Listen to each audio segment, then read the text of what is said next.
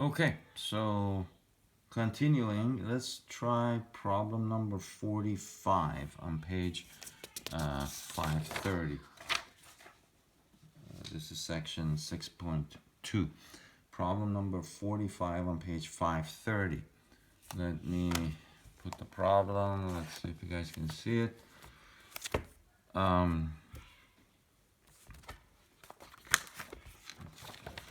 it says the United States has fought three major wars in modern times: World War II, Korean War, and the Vietnam War.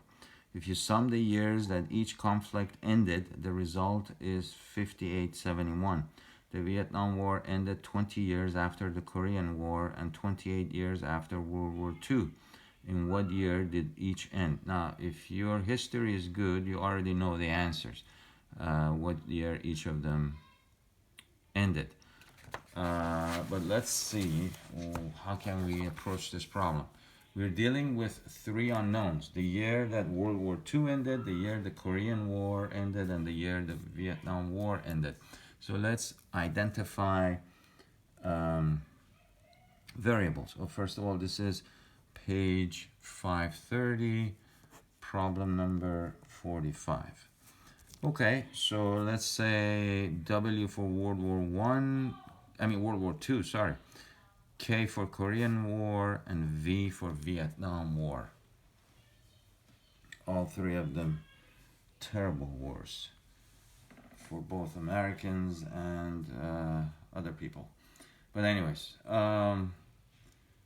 it says if you sum the years that each conflict ended, the result is 5871.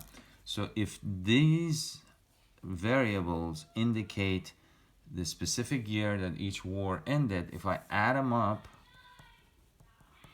I will get 5,871. So there's my first equation. I have three unknowns, so I need three equations minimum. So that's the first one. Now let's look at the next statement. It says the Vietnam War ended 20 years after the Korean War. So can I write Vietnam equals to K plus 20? Whatever the year that the Vietnam War ended, I can add 20. I'm sorry, Korean War ended, I can add 20, and I would get the year that Vietnam War ended. And then it says the Vietnam War ended 20 years after the Korean War and 28 years after World War II. So can I write, Vietnam equals to World War II plus 28. So here's my system. I have three equations: 1, 2, 3. Now there are different ways of solving this, but I'm going to try this. Now look at equation 2 and equation 1. Equation 2 and 3. They both equal to V, right? So if they both equal to the same thing, can I set them equal to each other? Can I say equation 2 equals to equation 3? Yes, because they both equal to the same thing. So can I say K plus 20 equals to W plus 28? And I can now solve for one of the variables. Doesn't matter. Let's say I solve for K. So K equals to W, and I subtract 20 from both sides. That gives me 8. Okay, so basically I'm doing substitution method. So I have K equals to W plus 8, and I have V equals to W plus 28.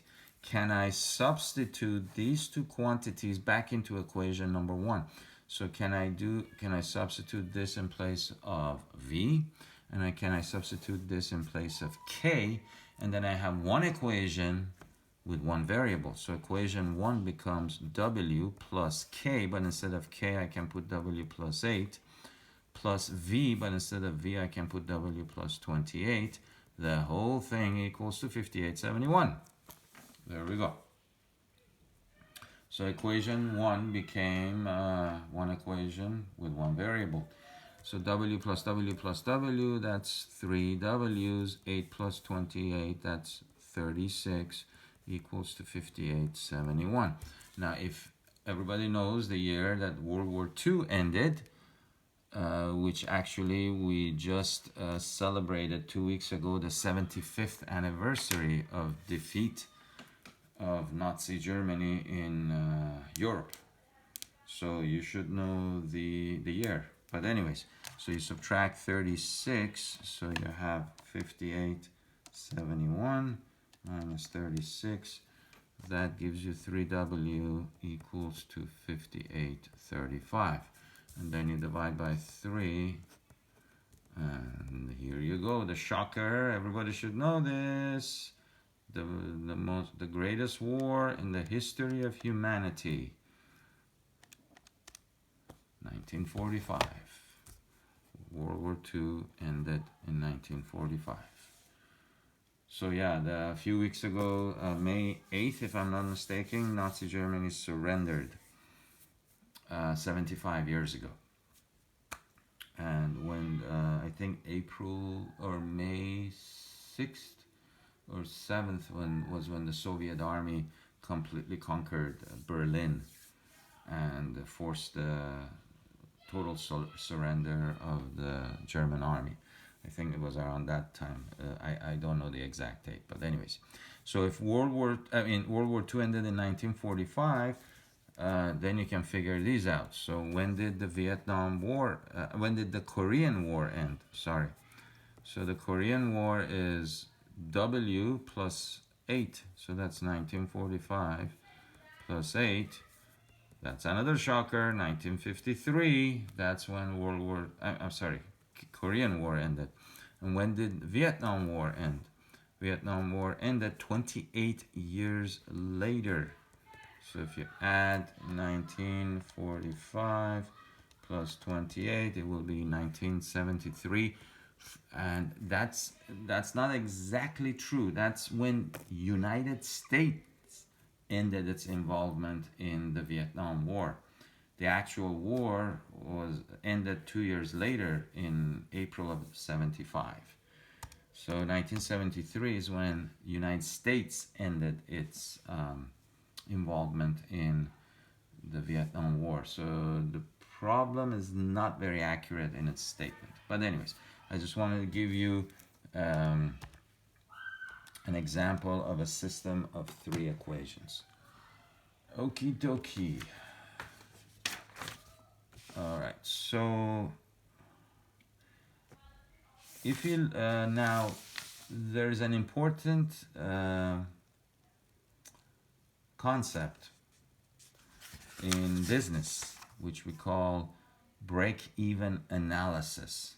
Break-even analysis is on page 537 right here. Break-even analysis.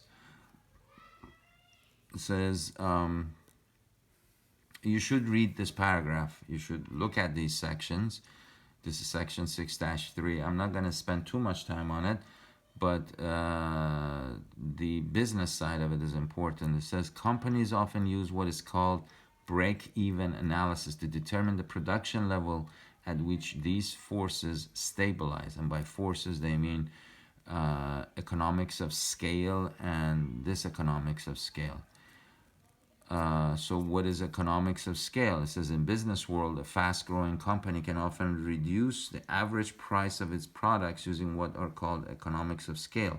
These would include the ability to buy necessary materials in larger quantities, integrating new technologies into the production process and other means. However, there are also countering forces called diseconomics of scale, which may include the need to hire additional employees, rent more production space, and the like. So if you set these two equal to each other, then we call it break-even analysis, the cost and the revenue, basically. So I would like to try a problem, page 540, number 54. Page 540, number 54. So it says, in a world of technology, Document reproduction has become a billion-dollar business with a very stiff competition. The price of a single black and white copy has varied greatly in recent years. Suppose the cost to produce these copies is modeled by that function, so that's the cost, where C of x represents the cost to produce x 100,000 copies. If the revenue from the sale of these copies is modeled by that equation, R of x, use break-even analysis to find the number of copies to the nearest thousands that will cause the company to break even. So you got to set the revenue and the cost equal to each other. So to find when they're going to break even. So the cost equals revenue. That's breaking even, right? The cost is 0.1x squared minus 1.2x plus 7 equals the revenue, which is negative 0.1x squared plus 1.x minus 2. So I want to solve for x. So how do I solve for x? I'm going to move everything to one side. So I'm going to add 0.1x squared. I'm going to subtract 1.x. I'm going to add 2. So I'm setting the equal to 0. Cancel, cancel, cancel. So that's a 0. That's a 9. And that will give me 0.2x squared. And what does that give me? Negative 3x. Is that correct? Okay. So what method can we use to solve this quadratic function? We have factoring, we have quadratic formula, and so forth. I would recommend using quadratic formula. Now, if you don't want to deal with decimals, you can multiply everything by 10 to get rid of that 0.2. So that gives you 2x squared minus 30x plus 90 equals to 0. I don't know if that's factorable. Let's try to see if it's factorable. I'm just going to try it. Okay, what are the coordinates of 2? That's 2x and x. Coordinates, not coordinates, I'm sorry, factors. I keep saying coordinates. What are the factors of 90? You got 90 times 1, 45 times 2, 30 times 3, 9 times 10. What else? 90 divided by 18 times 5. No, none of these guys is gonna give me 30 in the middle. Because let's say if I put 5, 36 plus 5. Nah, it's not gonna cut it. I might be missing a factor, but anyways, I'm going to use quadratic formula. That might be easier. So negative b